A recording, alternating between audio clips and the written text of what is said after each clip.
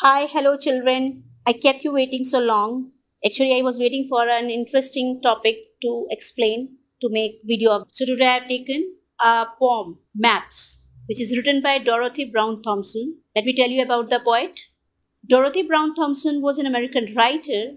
In this poem, Maps, she pays a tribute to maps, different kinds of maps that hold a key to an unseen, unknown world of adventure waiting to be explored. She paints a bright picture of the scenes that maps can bring to our minds.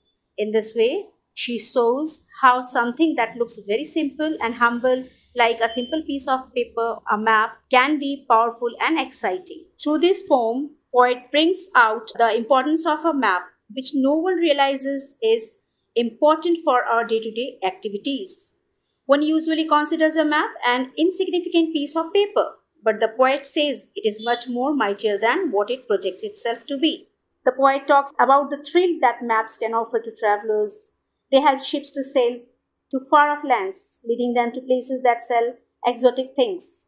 There are a whole lot of different maps that is discussed in the poem. Even it is being discussed here that people staying at home can be transported in their imagination to distant lands, as if by magic, by just studying these maps. So this is what about the poet has written. Okay. So let's see. High adventure and bright day. Maps are mightier than they seem. Ships that follow leaning stars, red and gold of strange bazaars. Ice floes hid beyond all knowing, planes that ride where winds are blowing. Train maps, maps of wind and weather, road maps taken all together. Maps are really magic wands for homestaying vagabonds. So, the very first paragraph, let's see once again. High adventure and bright dream. Maps are mightier than they seem. In this paragraph, poet is discussing about how are maps mightier than they appear to be. So, she says, maps are not only diagrams on paper describing the physical features of countries, they are also a means of exciting. They are also a means of exciting us, okay, to seek adventure through travel or at least dream of visiting exotic places, even if we are unable to visit them. That is what being discussed in the first paragraph. Maps help us to dream happily of unknown places and unseen things. They help us plan and go exciting adventures. They make us feel fascinated about every place we can travel to and discover. That is how they are related to high adventure and bright dreams. In this way, maps are mightier than they seem. We see maps as a simple piece of paper, but they are very powerful. As I told you, that they are like tools, they are means of exciting us to seek adventures. So that's why it is being said that maps are mightier, means stronger than they seem. It looks like simple paper, no, simple piece of paper, but actually it is mightier than that. What we feel about it, what we see it, what we think about it. Okay. Ships that follow leaning stars, red and gold of strange bazaars. It is very interesting paragraph in this poem. The line ships that follow leaning stars. It draws a picture of ships sailing under a night sky full of stars, as if the stars are showing the way to the ships.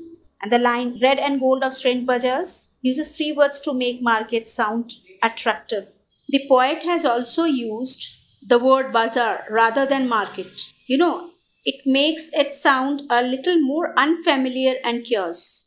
The second paragraph says that in earlier times, in old days, when maps were not available, the sailors used to depend on leaning stars for showing the direction to their ships to reach over the distant places. Now, when maps are available, it has become easier for the sailors to sail their ships in proper directions to distant places where they can sell their exotic wares and they can buy too. Is that clear? Fine. See the third paragraph.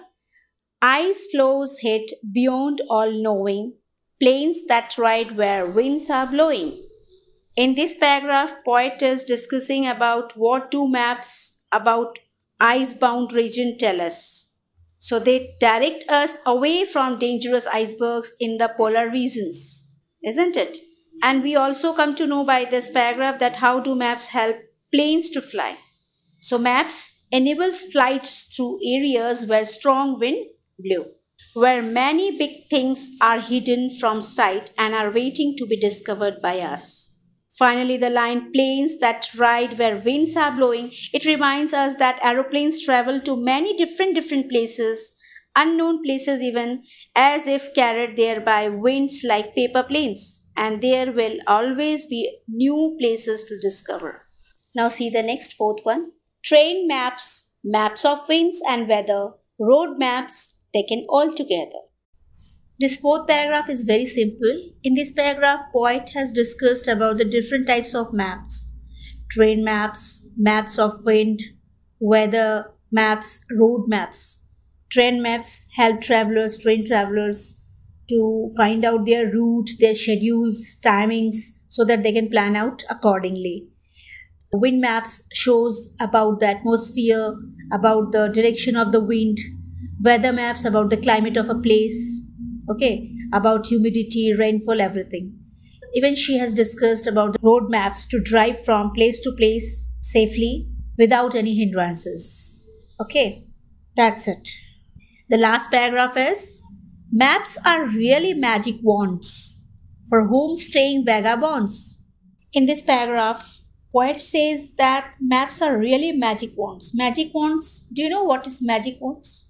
I hope everybody, so many of you have seen the movie Harry Potter. Very famous movie for children. He used to have one stick, in his hand every time, and he used to do magics with that. That stick is called magic wands. Okay, so magic wand can easily transport us elsewhere or change one thing into another.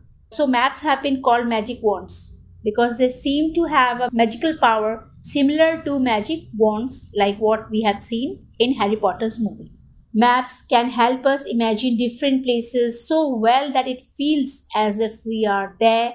They can make ordinary things like eyes and markets feel wonderful and exciting because they are far away and unknown. Second last line says, for home-staying vagabonds. Now what is vagabonds? Vagabonds, people who are always wandering from one place to another, means wanderers, right? Why it is said so? Can you think about it? It is said so because, according to poet, a person looking at maps at home can be transported in their imagination, not exactly, but in their imagination to distant lands as if by magic, that is magic wands. It means that map is here said to be a magical stick, that is magical wands, which can transport us, means send us in our own imaginative world. It doesn't matter whatever it may be. People staying at home can be transported in imagination to distant lands as if by magic, by just studying these maps and all. That is why maps are really magic wands for home-staying vagabonds. And this was your poem. Isn't it interesting? I found it very interesting. I hope you might have enjoyed this poem. Again, I will come back with an interesting maybe poem or maybe some prose or chapter.